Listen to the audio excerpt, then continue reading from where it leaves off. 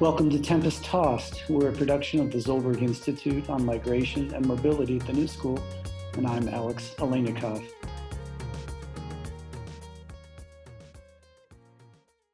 Today we're talking with Ruth Milkman, Distinguished Professor of Sociology at the City University of New York, and she's the author of a terrific new book, Immigrant Labor and the New Precariat, published this year, 2020. Welcome, Ruth. Thanks for having me, Alex. Great to have you. I really look forward to the conversation about this very interesting book. Now, a central focus of the book is the correlation between the deteriorating situation of the U.S. working class and the significant increase in low-skilled immigration, both happening since 1965. And that's led people to say, well, as immigration went up and as the condition of the working class in the US went down, there must have been a cause. Immigration must have been the cause of this decline in the US working class conditions. And you have called this narrative the immigrant threat narrative, and you say that's wrong. The book is written to correct what you think is a false narrative here. What's your claim and what arguments do you bring to support it? Well, in my view, the connection that you just articulated, the immigrant threat narrative, as I call it, is a case of mistaking a correlation for causation. So it is true that these two sets of trends all take place simultaneously. That does not mean that one causes the other. And what I try to argue in the book is that they're independent of one another. And actually, if anything, the cause and consequence are the opposite of what that narrative suggests. In other words, that it's the deterioration of the situation of the US working class that stimulates low-wage immigration. So I try to argue that a bunch of different trends occurring in the period starting in the 1970s are responsible for the deteriorating situation of non-college educated US-born workers. For short, I'll call that the US working class. So we could debate what the boundaries of that are. And so those include, well, for starters, the 3Ds, as I like to call them. This isn't in the book, but deindustrialization, the decline of manufacturing and the exodus of factories from the United States to places where labor is cheaper. That's one. Deunionization is another. The decline of organized labor and of union density, that is the proportion of the workforce that is made up of union members, and then deregulation. So those three things, along with public policies that led to growing economic inequality in this country, have added up to a major reversal in the fortunes of the US-born working class. Everybody, I think, is aware of those trends to some degree. And the point is that those have led to declining real wages, that is, wages controlling for inflation for many US-born workers, especially male workers, as well as the evaporation of things like defined benefit pensions. We all know about the declining coverage of health insurance coverage for US-born workers. So all those things have given US-born workers many reasons to be unhappy with their situation, and the immigrant threat narrative connects that to the arrival of immigrants, suggesting that, that's the real reason that their fortunes have been so dramatically reversed. I don't think that's the case. So you present these other reasons for the declining prospects for the US-born workers, which leads to less favorable jobs, which then there's a demand to fill those jobs, and employers turn overseas to fill the jobs that US workers are no longer interested in. But where do the US workers go who face these worsening conditions? Yeah, that's a very good question. And it's not easy to document that. I can answer it for some groups. For example, in the construction industry, what happened in this period was that residential construction, building single-family homes especially, was transformed from a highly unionized industry in many parts of the country to a almost completely non-union industry. And the workers who had been employed in that industry when it was unionized, many of them just moved over into commercial construction where the union density remained much higher. And actually the changes occurred in a period of, a building boom period. So there were plenty of jobs in commercial construction. So there it's really clear where they went. In many cases, I don't really know the answer to that, but you can really see the dramatic exodus of US-born workers from these industries as they deteriorate. You've got a number of interesting case studies. I wonder if you talk about the meatpacking industry, which has been in the news in part because of COVID. We saw these very isolated, large factories, almost exclusively immigrant labor, and COVID just running rampant through them. I think people were surprised that there were these large immigrant communities in locations in the upper Midwest. How did that come to be? It's such an interesting case. So meatpacking nowadays, as you said, is overwhelmingly the workforce is foreign born, but that was not always the case. In the mid 20th century, it was overwhelmingly US born, and it was actually relatively good place to work for non-college educated workers.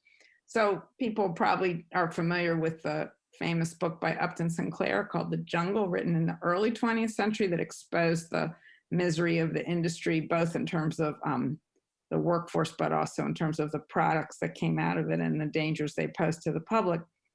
The kind of outcry that book helped stimulate did lead to change. And by the 1930s and 1940s, when there was a huge upsurge of union organizing in meatpacking, the industry was transformed into one where jobs were much better than they had been. By the 1960s, outside the South, the industry was almost 100% unionized. Wages were above average for manufacturing. Workers had pensions, healthcare.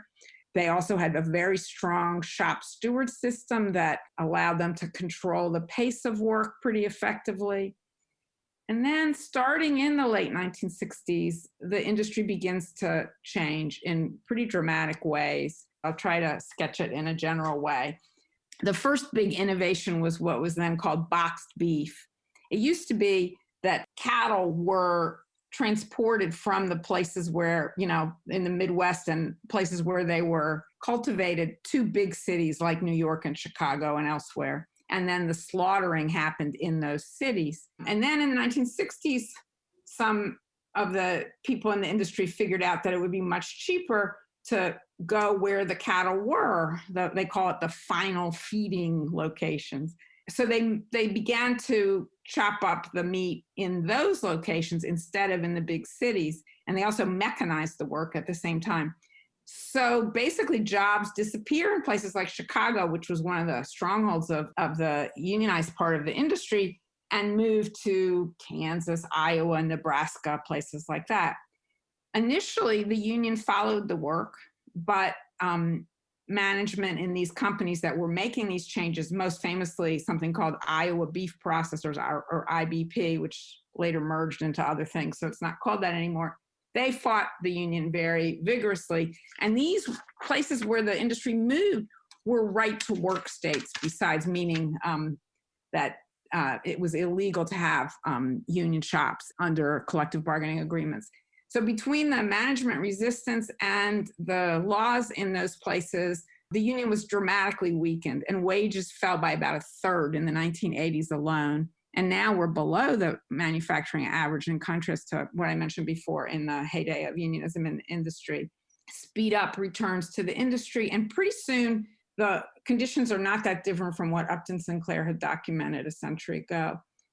So now US-born workers begin to abandon the industry in droves. So to some extent, it abandons them insofar as it's moving, but also in the rural areas where IBP and the other companies initially set up shop, they tried to recruit US-born white workers in those areas, and they found that they encountered enormously high turnover rates, meaning people would try the work out and then they think, I can't do this, and they would leave. They also dreamed of recruiting women who were considered surplus labor in some of those communities.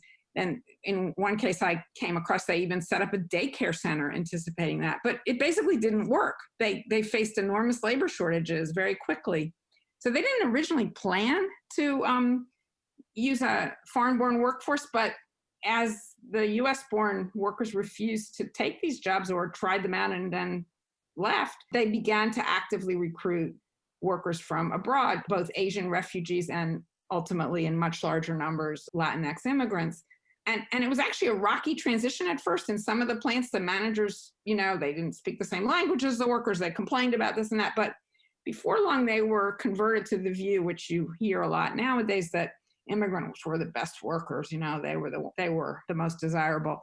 I used to live in Los Angeles, and I remember in the 1980s and 90s, I was always struggling to improve my Spanish, and I would listen to talk radio, and I would hear these ads in Spanish recruiting workers to work in Iowa. They would say, hey, you should come to Iowa. Housing is affordable, and we have these great jobs for you there. So they did, in fact, recruit from US-based immigrants at first, but that also did not prove sufficient. And by the turn of the century, IBP and some of the other companies set up recruiting operations in Mexico. They provided bus service to the US. They put ads on the radio there. And many of the people who came were undocumented, and they knew that. As many as a quarter to half of the workforce are estimated to be undocumented today. And so the industry was completely transformed.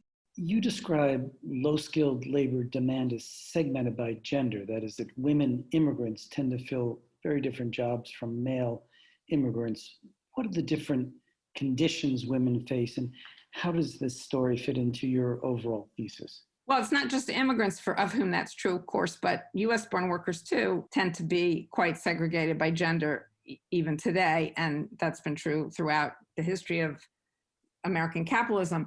So the dynamics are somewhat different in female employing industries. And one of the ones I look at in some detail in the book is paid domestic labor, maids, nannies, housekeepers, that sort of thing, which used to be an African-American dominated occupation. And I guess the biggest difference from what I described a few minutes ago in meatpacking and in construction and industries like that, which are much more heavily male, although meatpacking is actually quite mixed, is that these were never good jobs. So this is not a case of labor degradation in domestic work. It was always a crummy job. And partly for that reason, it was dominated by African-American women who were, until the 1970s, largely excluded from more desirable jobs and highly concentrated in that kind of work. But the process is not that different than in the male-dominated sectors of the labor market, in that there is an exodus of African-American women in the case of domestic work from the occupation. These become jobs that Americans won't do or don't want. And it's a result, though, not of labor degradation, but rather of the civil rights movement successfully opening up other kinds of jobs to African-American women. So I'll just give you one number here. In 1960, 39% of Black women employed in the United States were in domestic work. And 20 years later, in 1980, only 5% were. And in the same period, the earnings of Black women increased dramatically relative to those of white women. In 1960, Black women earned about 2/3, 65% of what white women earned. And by 1980, 99%. Now, both white and Black women in 1980 earned much less than white men. So, this is not equality, but it was a dramatic change in the situation of African-American women. And economists who've written about this point to it as the single most dramatic change in the labor market in the 20th century in terms of this mass exodus of workers. So once that happens, employers, in this case, it's private households, begin to hire immigrants. And today we think of domestic work as an immigrant occupation. So that's one of several gender stories that I try to tell in this book. Putting these arguments together, at least as to the male workers you describe, they're justified in being angry about rising inequality and degradation of their work, but that they shouldn't direct that anger at immigrants. Immigrants aren't responsible for those changes in the conditions they see. Who should they be angry at? They should be angry at employers and at other elites who are making the public policies that facilitate the efforts of employers to, eliminate or weaken unions and to export jobs to other places and to create tax policies that favor the 1% and all the rest of it. So it's very convenient to scapegoat immigrants when you see that they're now concentrated in jobs that maybe your parents once did. But you have to understand that those jobs are completely transformed from what they were before. Yeah, the anger is totally well-founded. I think in some ways that if you think about deindustrialization, like the flight of capital from the United States in the manufacturing sector, in a way, it's the perfect example. It's sort of the extreme case of this. How could you blame immigrants for jobs leaving Ohio and Pennsylvania? The jobs aren't there. It's not that immigrants are doing these jobs that somebody else used to do. The jobs have left. And yet you will find in some of those communities that the Trumpian, and it's not just Trump, this narrative was around before Trump. He just sort of glommed onto it and made it more prominent. That sort of scapegoating occurs even in those communities and in places where there are very few immigrants actually even present. So it's really a question of educating people about what really underlies the deterioration in their circumstances. You adopt a progressive approach at the end of the book, which I want to get to in a moment, but along the way, you actually take aim at progressives who have argued that limits should be put on immigration because they believe, I guess, what you would call the fallacy here, that immigrants are responsible for the worsening of the situation of the U.S. working class. Do you find it odd to be at odds with other progressives? Where do you think they've gone wrong on this thinking? Well, it's not all progressives, but there is definitely a group who make that case, who argue that basically having more workers competing for jobs from wherever, including immigrant workers, US-born workers, by increasing the labor supply through open immigration, they argue, you weaken the ability of the workers to organize and improve their situation as a class. So in the abstract, that does seem plausible, but in the concrete, I don't think, first of all, that workers are in a position to control the level of immigration. It's employers who lobby hard for open borders, as the phrase goes.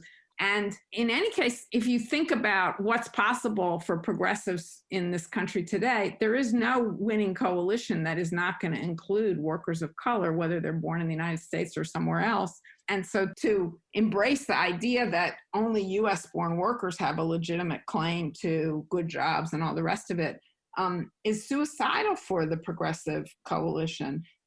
You know, it's falling into the divide and conquer trap that employers and elites have set for US workers. The only solution to that is to build across those boundaries. And that's not a utopian project. You know, we've seen it happen in many admittedly small scale situations where workers have successfully organized across those boundaries. You described the sort of checkered past, if I can put it that way, of the relationship of unions to migrants and immigration. Do you want to say a word about that and where we are now? It's a very long history, but yeah, there are many episodes in the past where labor unions, the organized labor movement, has been quite hostile to immigrant rights, along the lines of the logic we just talked about that some people on the left today embrace, not union people necessarily. In fact, unions have completely reversed their position on this since around the turn of the 21st century. So, you know, to me, it's somewhat analogous to what happened with women workers about a century ago. It used to be that the US unions were very hostile to women workers as well. They saw them as cheap labor who were undercutting the pay and conditions that male workers had fought for. And they tried to exclude them from unions. And eventually it dawned on labor leaders that women workers weren't going to leave the labor force no matter how much exclusionary pressure that they tried to exert. And they changed their stance and began organizing those women and trying to lift up their conditions.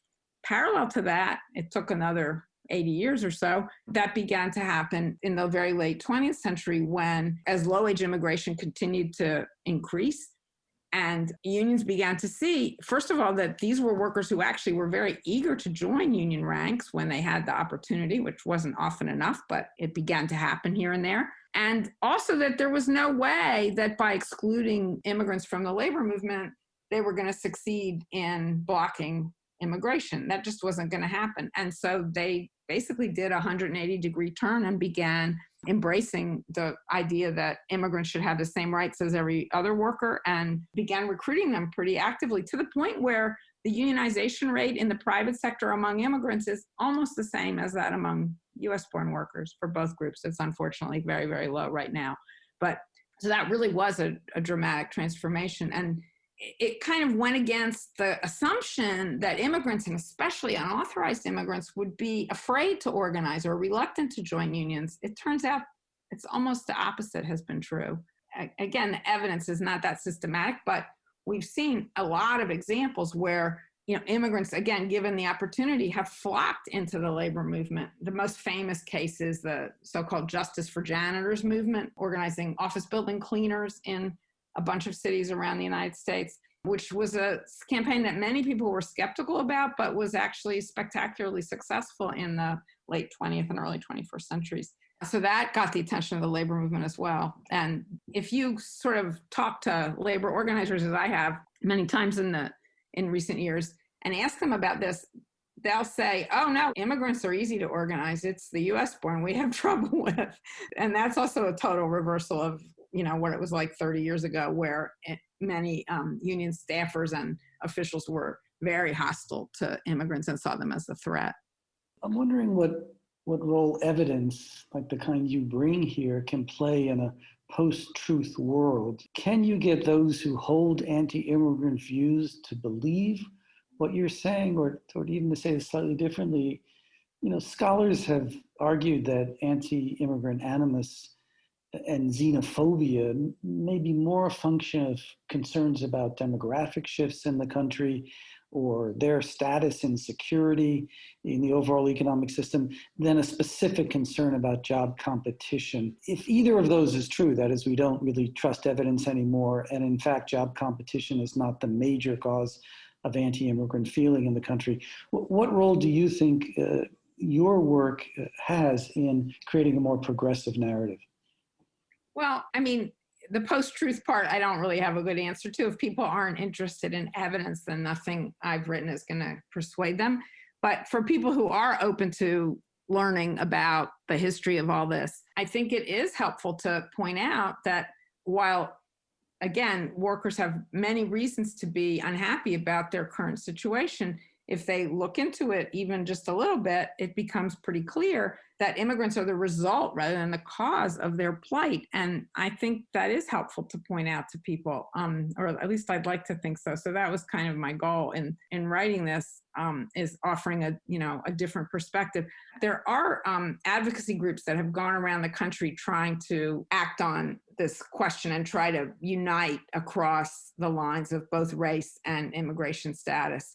For example, there's a group called People's Action that has done what they call deep canvassing, where they try to engage people in not just, quick phone calls, but long face-to-face conversations, mostly pre-pandemic, obviously, to try to explore these issues and to try to help people see the common ground that they might share with workers who they don't identify with or maybe are threatened by in terms of the kind of status anxiety that you mentioned. And they've been pretty successful in doing that. So I think, it's a big challenge and something that many more people would have to work on, but I'm optimistic about that possibility.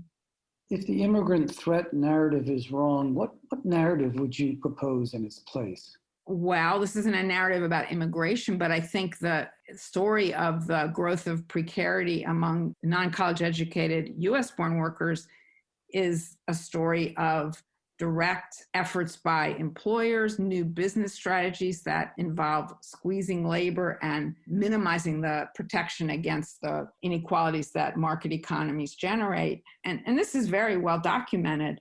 The link I try to make in the book is to point out that all those trends are the real story in terms of the immiseration of US-born workers, and that immigration just happens to be happening at the same time, and in some ways is stimulated by that, as we talked about earlier. So that's the alternative story.